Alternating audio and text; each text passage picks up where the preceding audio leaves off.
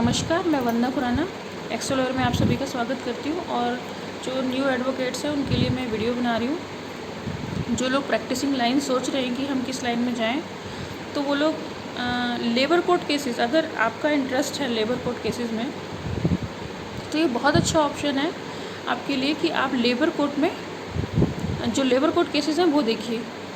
उसमें आपको लेबर क्या होती है, लेबर के बारे में जानिए, लेबर एक्ट पढ़िए।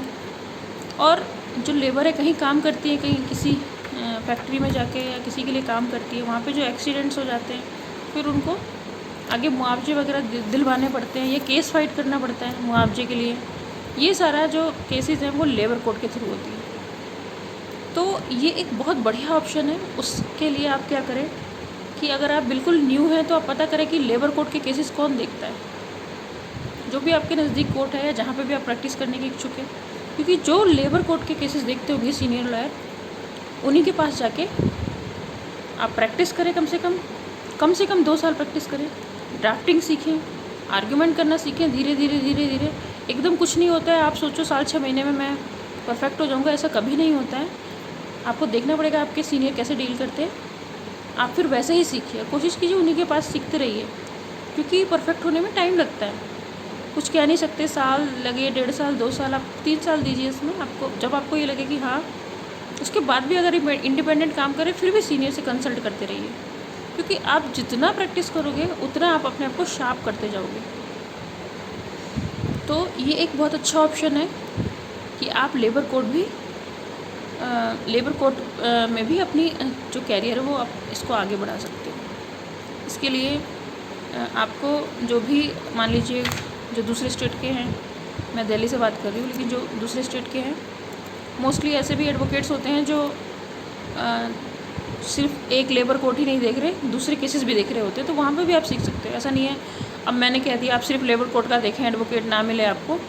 ऐसे भी एडवोकेट जो लेबर कोर्ट भी देखते हैं और भी केसेस देखते हैं, तो वहाँ पर भी आप सीख सकते हो। लेकिन आप अपनी लाइन फिक्स कर दीजिए कि आपको सारे केसेस देखने हैं या आपको पर्टिकुलर लेबर कोर्ट देखना है।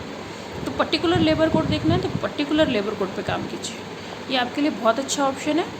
और आप एक लाइन बना के चलेंगे तो बहुत अच्छा रहेगा। फिर आप उसकी बारीकियों पे काम करने लग जाएंगे। फिर आपको लगेगा कि लेबर कोर्ट पे बहुत कम लोग काम कर रहे हैं, तो इसमें ये भी बहुत अच्छा ऑप्शन है हमारे पास।